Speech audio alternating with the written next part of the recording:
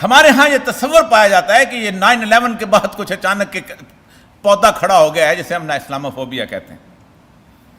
ایسا نہیں ہے. ایسا ہوتا تو نیوزی لینڈ کی جو وزیر اعظم ہے, جس نے ایک اوپر اس نے حجاب پہنا تھا, اسکارف پہنا تھا, اور آنسوؤں سے روتے ہوئے جب وہ مسجد میں چلی گئی تھی, تو اس کے بعد یہ چیز اسی طرح میڈیا نے جیسے آگ لگائی تھی بجھ جانی چاہیے تھی.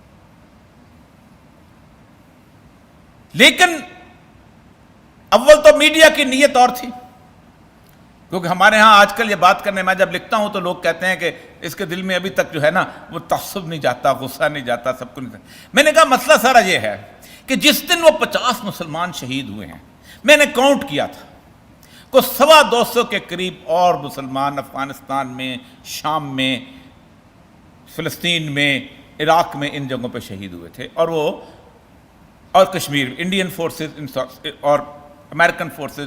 لیکن چونکہ ان کے دروازے پہ کوئی عورت جو ہے وہ حجاب پہن کے نہیں گئی تھی, اور ان کے لیے کوئی ایسا یونٹی کا تصور نہیں ڈالا گیا تھا, اس لیے وہ لوگ جو تھے وہ میڈیا کے اندر واضح نہیں ہوئے. کیونکہ بنیادی مقصد مسلمانوں کی مظلومیت دکھانا نہیں تھا, وہ چہرہ دکھانا تھا کہ جس چہرے کے تحت انہوں نے ایک لفظ بولا, جس لفظ کو شاید جس کی تلخی کو آپ نہیں پہچان سکے, جس لفظ کی دور رس باتیں ہیں, کہ اس نے کہا کہ یہ جو لوگ ہیں, یہ جو مارے گئے ہیں, یہ جو مظلوم ہیں, ہم ان کے ساتھ ہیں بیکاز وی آر ون.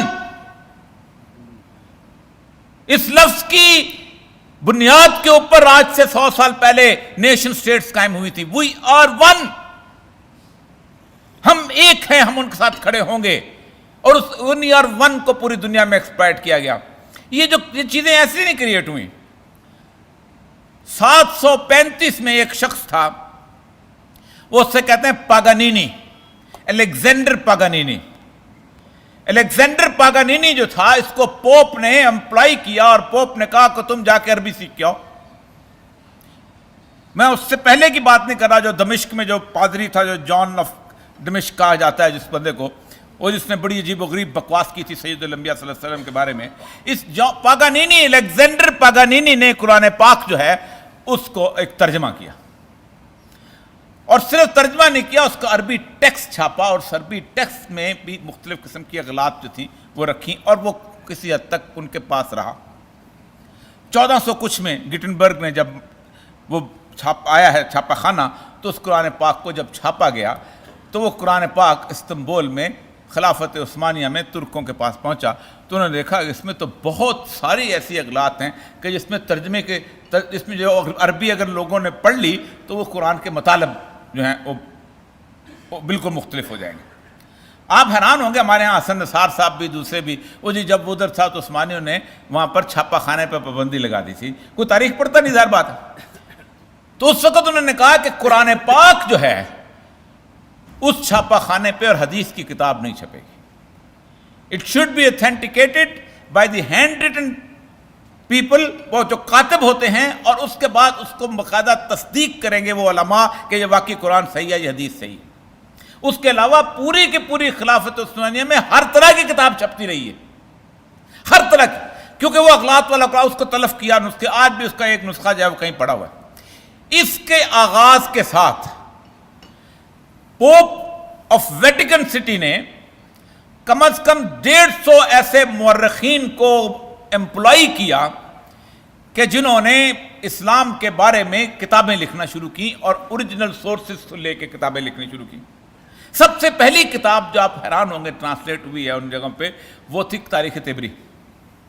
اب میں تاریخ طبری کے بارے میں اس کی تفصیل میں نہیں جانا, بڑے بڑے علماء مجھ سے ناراض ہو جاتے ہیں, کیونکہ تاریخ طبری میں اگر واقعہ غرانیق اور سید الانبیاء کے حضرت زینب کا واقعہ پڑھ لیا جائے تو تاریخ طبری میں اور تبری میں, بلکہ تاریخ تبری میں اور اس میں سلمان رشدی کی کتاب میں کوئی فرق محسوس نہیں ہوتا. ایک ہی طرح کی چیز, ایک, کیونکہ سلمان رشدی کو آسمان سے خواب نہیں آیا تھا. غرانیق والا واقعہ یہ ہے, آپ کو شاید بتا دوں, جو اس نے لکھا بغیر کسی حوالے کے, نہ حدیث ہے نہ کسی اور چیز کے, کہ غرانیق میں رسول اکرم صلی اللہ علیہ وسلم پہ کچھ آیات اتری, اور اس آیات کے اندر آپ نے جب بیان کیا تو انہوں نے حبل کی اور لات کی, اس کی بھی تعریف کر دی, اور مشرکین مکہ جو تھے انہوں نے کہا اب تو ٹھیک ہو گیا کام. اور شام کے وقت جبریل آئے اور انہوں نے کہا، یہ واقعہ تبری کے اندر بڑی تفصیل سے درج ہے، آئے اور انہوں نے کہا کہ آپ نے تو ایسا کر دیا، شیطان آپ پہ حاوی ہو گیا تھا۔ اس سے سٹینک ورسز کا کانسیپٹ کب نکلا ہے؟ آج کے دور میں۔ میں صرف یہ ثابت کرنا چاہتا ہوں کہ اسلامک فوبیا کو کل کی بات نہیں ہے۔ دوسرا واقعہ سیدہ زینب کا ہے، جس میں طبری صاحب نے واقعہ بیان کرتے ہوئے لکھا ہے کہ ایک دن رسول اللہ صلی اللہ علیہ وسلم جو ہے، اور واقعے کا روٹس کہاں سے لیے؟ اس واقعے سے لیے جو حضرت داؤد علیہ السلام جو تھے ان کی، وہ واقعہ مشہور ہے بائبل کے اندر کہ وہ چھت پہ ٹہل رہے تھے تو اچانک انہوں نے اپنے سپہ سالار کی بیوی کو دیکھا جو نہا رہی تھی، اور نہاتے نہاتے ان کی نظر پڑی، اس نے اپنے بالوں سے اپنے آپ کو چھپا لیا اور پھر اس کو بلایا اور پھر ہمبستری کی، اور اس سے پھر وہ لمبا واقعہ جو بھی پیغمبروں کے ساتھ انہوں نے کیا، وہ حرکت یہاں کی کہ حضرت زینب کو دیکھا، اور حضرت زینب کو دیکھنے کے بعد اچانک لا حول ولا قوت پڑھتے ہوئے باہر نکلے، اور ان کو پتہ نہیں کیا حالت طاری ہوئی، زید کو بلایا اور کہا اس کو طلاق دے دو۔ اس واقعے کے اوپر آپ کے ہاں رنگیلا رسول لکھی گئی، جس کو غازی علمدین نے جا کے شہید کیا۔ وہ تمام ایسی روایات اٹھا کے کم از کم 150 کے قریب ایسے مصنفین ہیں کہ جنہوں نے 500 سال تک کتابیں لکھی۔ اب یورپ کا صحافی جس وقت برمنگم میں کسی مسلمانوں کی کمیونٹی کے اندر گفتگو کرنے جاتا ہے اور اس کے اوپر رپورٹ مرتب کرتا ہے تو کہتا ہے میں تو ایسا کرتا ہوں سٹینلے پال کی کتاب نکال کے پڑھ لیتا ہے، پھر وہ فلپ ہٹری کی کتاب جو ہے وہ پڑھ لیتا ہے۔ حالت یہ ہے کہ اس کا جو مشہور تھا ظہیر جو تھا، اس نے جو کتاب لکھی تھی اس نے سیرسنز کا نام لیا تھا۔ ہمارے امیر علی صاحب جب کتاب لکھتے ہیں تو وہ بھی ہسٹری آف سیرسنز لکھتے تھے۔ بربرزم جو تھا یہ بربروں سے آتا ہے کہ وہ بربروں نے جا کے شکست دی تھی۔ آج تک ہم مسلمان بھی بربریت لکھتے ہیں، حالانکہ وہ بیسیکلی مسلمانوں کو گالی دینے کے لیے بربریت کا لفظ ایجاد کیا تھا کہ یہ دیکھیں انہوں نے آ کے اسپین فتح کیا تھا بربروں نے۔ یہ پورے کے پوری 500 سال کی تاریخ ہے، اور اس میں کوئی عربی، یہاں تک کہ سب سے بڑا جو رائٹر ہے اس وقت کا تازہ دور کا ول ڈورینٹ، اس نے ایک پوری کی پوری تاریخ لکھی۔ اس تاریخ میں 12 والیوم کی تاریخ میں بیچ میں آخر میں اس نے ایک لکھا آخری، آر گلوریس ایسٹ، ہمارا شاندار مشرق۔ اس سارے تصور میں 3 چیزیں مسلمانوں کے بارے میں آپ کسی بچے کے پاس یورپ میں، امریکہ میں، آسٹریلیا میں، نیوزی لینڈ میں جو پڑھتا ہے، یہاں تک کہ پاکستان کے کسی بھی اے لیول سکول میں پڑھنے والا بچہ ہے، اس سے مسلمانوں کی جو تصویر پینٹ ہوئی ہے وہ ایک ہے کہ مسلمان وہ چیز ہے کہ جو چہرے سے انتہائی خوفناک لگتا ہے، بڑا جڈ اور جاہل اور گنوار ہے، اور ہاتھ میں اس کے تلوار ہے۔ دوسرا تصور یہ ہے کہ اس کی ایک بہت بڑی حرم سرا ہے جس کے اندر لا تعداد کنیزیں ہیں اور کئی عورتیں ہیں، اور وہ اس کے ساتھ رہتا ہے۔ اور تیسری تصویر یہ ہے کہ اونٹ کے علاوہ وہ کسی اور چیز کو سنت نہیں سمجھتا، وہ جدید ٹیکنالوجی کا اس کا دشمن۔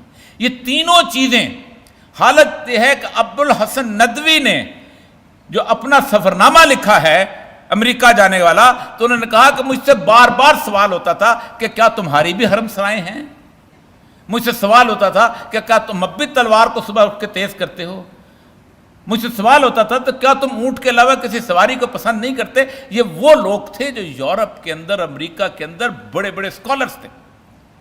اس لیے جب کوئی آج کا بندہ ڈاکومنٹری بنانے جاتا ہے تو ڈاکومنٹری کے لیے جب سورس مٹیریل لیتا ہے تو وہ انہی کتابوں کو لیتا ہے، اور ان کتابوں کے اندر آپ حیران ہوں گے کہ رسول اکرم صلی اللہ علیہ وسلم کے بارے میں جو پہلی کتاب آٹو بایوگرافی لکھی گئی ہے، میں نعوذ باللہ فکرے، اس کے 3 فکرے آپ کے سامنے نقل کفر نباشت کرتے ہوئے آپ کو بتاتا ہوں کہ ایک ایسا شخص جو کہ ہرکل کے زمانے کے اندر پیدا ہوا عرب کے صحرا میں، جس کو نعوذ باللہ مرگی کے دورے پڑتے تھے، اور اس شخص میں نعوذ باللہ ایک ایسی خمالدار عورت سے شادی کر لی جسے بعد میں افسوس ہوتا رہا کہ یہ کیسا آدمی ہے کہ جس نے میری ساری جائیداد تباہ کر دی، اور اس شخص نے مختلف قسم کے سفر کیے اور اس میں عیسائیت کے خلاف ایک تھی۔ یہ پوری کی پوری اس تاریخ کا نچوڑ تھا، اور یہ آج تک ریفر ہوتی ہے۔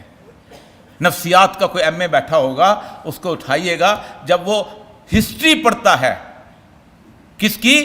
مرگی کی جو ہسٹری پڑھتا ہے، جس کو آپ ایپیلیپسی کہتے ہیں، تو ایپیلیپسی کے جو ہسٹوریکل فگر پڑھتے ہیں تو نعوذ باللہ میرے رسول کا نام بھی اس میں پڑھتا ہے۔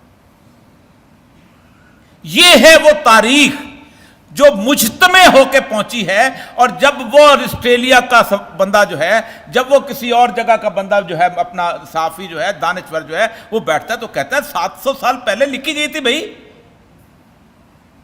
دے نیو عربی، وہ عربی جانتے تھے. وہ صرف و نحو کے ماہر ہونے سے بندہ ایماندار ہو جاتا ہے؟ 10,000 یہاں صرف و نحو کے ماہر بیٹھے ہوئے ہیں، لیکن کیا ان کے اندر ان کو آپ سرٹیفکیٹ دے دیں گے اس وقت تک کہ یہ بندہ جو ہے ایماندار ہے، جب تک اس کو صرف و نحو آتی رہے گی؟ یہ کرتے تھے، وہاں پڑھا، اوریجنل سورسز لیا فلاں.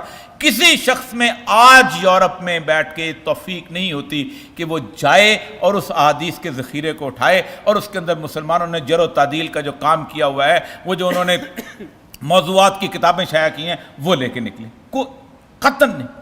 یہ ہے وہ بیک گراؤنڈ جس سے آپ کا اسلاموفوبیا نکلا ہے. تو یاد رکھو، اسلامک فوبیا جو ہے یہ آج کے دور کی پیداوار نہیں ہے، اس پر کئی 100 سال محنت کی گئی ہے.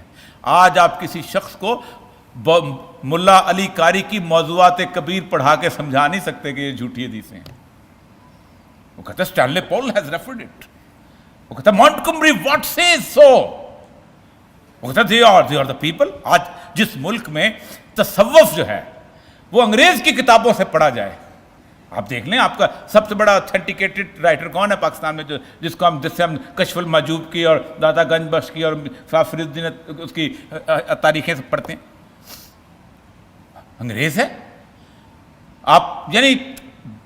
آپ سوچ سکتے ہیں کہ وہی شخص ہے کہ جس نے کاما سترا بھی ٹرانسلیٹ کی ہے انگریزی میں اور کشف المحجوب بھی کی ہے. وہ جنس کی کتاب اور یہ کشف المحجوب سیدنا علی جویری کی کتاب. تو بنیادی طور پر ان کے جو نالج بیک گراؤنڈ ہے، جیسے ہمارے ہاں ہوتا ہے نا کہ اسلاف نے یہ کہا، ان کے اسلاف نے ان کو بہت کچھ بتا دیا. ہم بھی اسلاف سے باہر نہیں نکل پاتے، رسول اللہ تک نہیں پہنچ پاتے، وہ بھی اپنے اسلاف سے باہر نہیں پہنچاتے، آگے نہیں جا پاتے. اس لیے یہ آج ایک نیوزی لینڈ کی وزیر اعظم سے نہ یہ ختم ہونا ہے، نہ یہ ہوگا، نہ یہ ہو سکتا ہے. یہ جنگ ہے جس جنگ کے اندر میں نے اور آپ نے شریک ہونا ہے. یہ توفیق ہے اللہ تبارک و تعالیٰ کی کہ اس دور میں اس نے آپ کو پیدا کیا، اور پھر اس سرزمین میں پیدا کیا جس کے لیے اس نے بشارتوں کی ایک اتنی بڑی گفتگو کی ہے. فرمایا کہ یہ تو وہ جگہ ہے کہ جہاں سے لڑنے والے جب نکلیں گے تو پھر اس کے بعد ان کے لیے دوزخ کی آگ حرام ہو چکی ہوگی، اگر وہ مارے گئے تو افضل الشہداء ہوں گے. یہی وہ دور ہے کہ جس دور کے اندر تمام تر معاملات کے اندر یاد رکھیے سب سے زیادہ خطرات ہیں.